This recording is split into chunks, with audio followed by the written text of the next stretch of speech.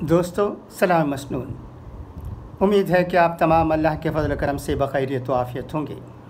اب وی ایم خلیل الرحمن سے اردو میں چند اہم خبریں سنیے گا۔ وانیا باڑی میں کل کیا ہوا یہ آپ کو معلوم ہے۔ وسیم اکرم قتل کیے گئے بے رحمی سے، جس کا ذکر کل میں نے کیا تھا۔ آج ایک خبر راشٹریہ سہارا روزنامے میں شائع ہوئی ہے، جسے میں پڑھتا ہوں۔ اس سے آپ معلوم کر سکتے ہیں کہ غازی آباد میں کیا ہوا ہے۔ دوا لینے گئے نوجوان کا تیز دھار ہتھیار سے قتل، خون سے لت پت لاش جنگل سے برآمد۔ اتر پردیش کے ضلع غازی آباد کے مسوری تھانہ علاقے میں ایک نوجوان کے قتل کا معاملہ سامنے آیا ہے۔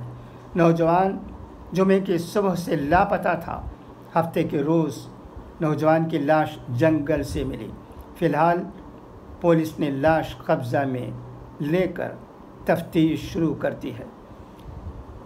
معلومات کے مطابق مسوری کے علاقہ گاؤں نہال کے رہائشی نوجوان انیس 30 سال کی،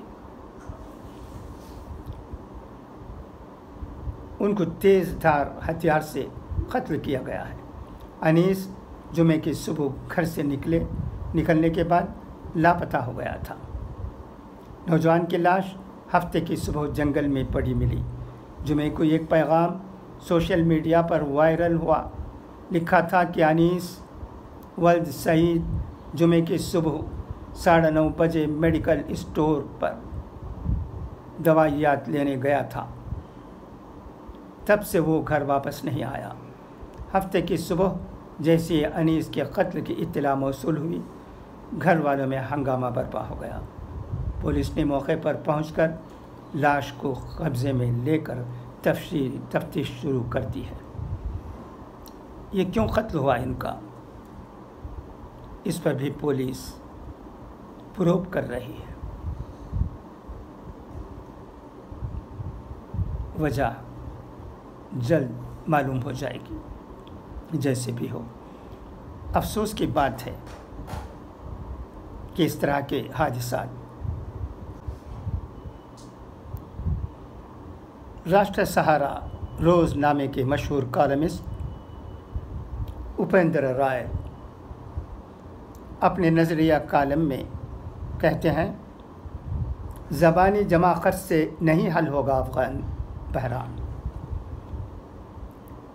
واضح ہے کہ اسلام اور شریعت کے نام پر حکومت چلانے کی بات کہہ رہے طالبان ذرا بھی نہیں تبدیل ہوئے ہیں اور 20 سال پہلے کے خوف اور بے رحمی کے اس پرانے ماحول پر آگے بڑھ رہے ہیں۔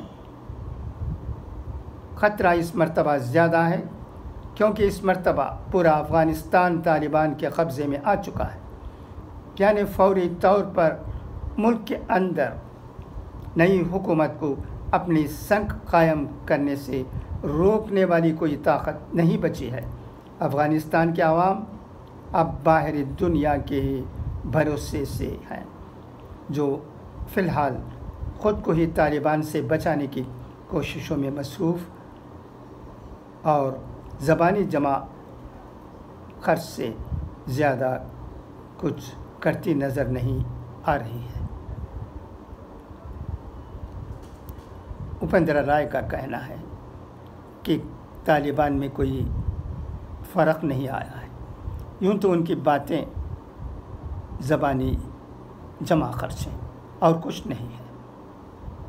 انہیں روکنے والی طاقت بھی افغانستان میں اب نظر نہیں آتی ہے، کیونکہ پورا افغانستان ان کے قبضے میں ہے۔ لوگ طالبان سے بچنے کی کوشش کر رہے ہیں۔ افغانستان کا معاملہ اب بھی ایک معمہ ہے۔ لوگ سمجھ نہیں پا رہے ہیں کہ وہاں کیا ہو رہا ہے۔ طالبان سے امید کرنے والے ممالک بہت کم ہیں، کیونکہ انہیں لگتا ہے کہ طالبان تشدد پسند ہیں۔ جیسے بھی ہو وقت ہی بتائے گا کہ طالبان کیا ہے۔ ہم کوئی پریڈکشن نہیں کر سکتے کیونکہ ہمیشہ افغانستان جنگ میں رہا ہے، کبھی روس تو کبھی امریکہ، کبھی خانہ جنگی۔ اللہ کرے کہ آگے ایسا نہ ہو اور طالبان بھی بدلیں، دنیا کے ممالک کی باتوں کو بھی سنیں اور افغانستان کو کس طرح بھلائی و بہبودی کی طرف آگے بڑھا سکتے ہیں اس پر سوچیں۔ کٹرتا سے دور ہو کر صحیح معنوں میں اسلامی اصولوں کو اپناتے ہوئے لوگوں کی بھلائی کے کام کریں گے تو امید کر سکتے ہیں کہ دنیا بھر کے لوگ، دنیا بھر کے ممالک ان کا ساتھ دیں گے۔ انپور دیہی علاقوں میں بھی پیر پسارنے لگا بخار، ڈینگو، ملیریا اور چکن گنیا کے خطرہ کے پیش نظر ضلع ہیلتھ محکمہ الرٹ۔ بخار نے اب شہر سے نکل کر دیہی علاقوں میں بھی بخار پیر پسار رہا ہے۔ ضلع اسپتال، ہیلتھ کمیونٹی سینٹر اور پرائمری ہیلتھ سینٹروں کے علاوہ نجی اسپتالوں اور ڈاکٹروں کے کلینک پر بخار کے مریضوں کی تعداد بڑھ رہی ہے۔ ڈینگو، ملیریا اور چکن گنیا کے خطرہ کے پیش نظر ضلع ہیلتھ محکمہ الرٹ ہو گیا ہے۔ محکمے کا دعویٰ ہی ہے کہ اس خطرے سے نپٹنے کے لیے پوری کارروائی کی جا رہی ہے۔ آج نیٹ امتحان۔ بنگلور میڈیکل، ڈینٹل اور آیوش کورس میں داخلے کے لیے 12 ستمبر اتوار کو ملک بھر میں اہلیتی امتحان نیٹ امتحان منعقد ہو رہا ہے۔ دوپہر 2 بجے تا سحپہر 5 بجے کرناٹک کے 9 شہروں سمیت ملک بھر کے 201 اہم شہروں میں یہ امتحان ہوگا۔ عملہ، اساتذہ اور طلباء کو کووڈ-19 احتیاطی تدابیر اپنانی ضروری ہے۔ امتحان گاہ میں داخلہ سے قبل ہی N95 ماسک دیا جائے گا، بکلیٹ دیا جائے گا جس میں جوابات لکھنے پڑیں گے یا صحیح جواب کے روبرو دائرہ پر کرنا ہوگا۔ امتحان کے بعد ایڈمٹ کارڈ میں اپنے ممتحن کا دستخط لینا پڑے گا۔ ممتا بنرجی کے پاس ہیں صرف 9 گرام زیورات، 69,000 نقدی۔ مغربی بنگال کی وزیر اعلیٰ ممتا بنرجی نے 30 ستمبر کو ہونے والے بھوانی پور ضمنی الیکشن کے لیے اپنا پرچہ نامزدگی کل داخل کیا تھا۔ اس کے ساتھ انہوں نے اپنے منقولہ اور غیر منقولہ اثاثوں کی تفصیلات بھی الیکشن کمیشن کو دی ہیں۔ ان کے مطابق اپریل میں ہونے والے ریاستی اسمبلی انتخابات کے مقابلے میں ان کے اثاثوں میں کمی آئی ہے۔ ان کے پاس صرف 69,000 روپے نقد ہیں، جبکہ زیورات کے معاملے میں صرف 9 گرام سونا ہے۔ الیکشن کمیشن کو دیے گئے حلف نامے کے مطابق ممتا بنرجی نے تقریباً 69,255 روپے کیش رکھنے کی معلومات دی ہے۔ نندی گرام سے پرچہ داخل کرتے وقت ممتا بنرجی نے ظاہر کیا تھا کہ ان کے بینک اکاؤنٹ میں تقریباً 12,02,356 روپے ہیں۔ ان کے پاس صرف 9 گرام زیورات ہوتے ہیں۔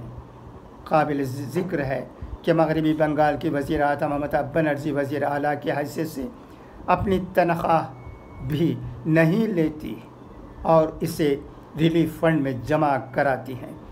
اس کے علاوہ وہ سابق رکن پارلیمنٹ کی حیثیت سے ملنے والا الاؤنس بھی ریلیف فنڈ میں جمع کراتی ہیں۔ ان کی ذاتی آمدنی کا واحد ذریعہ ان کی کتابیں ہیں جن کے لیے انہیں رائلٹی ملتی ہے۔ ممتا بنرجی کو ہم سلام کرتے ہیں۔ ولی صفت وزیر اعلیٰ ہے۔ اس طرح کے لوگ کتنے ہوں گے ہمارے دیش میں؟ ہر ایک کو زیادہ سے زیادہ کمانے کی فکر رہتی ہے سیاست میں رہتے ہوئے، مگر ممتا بنرجی ایسی وزیر اعلیٰ ہیں جو کہ اپنی آمدنی کو بھی دیش کے لیے تیاگتی ہیں۔ اللہ ان کی حفاظت فرمائے، ان کو طویل عمر دے۔ صرف ان باتوں کو سن کر خاموش ہو جانے کی ضرورت نہیں ہے، بلکہ ان پر اللہ کرے کہ تمام سیاستدان عمل کریں، کم سے کم عمل کرنے کی کوشش کریں۔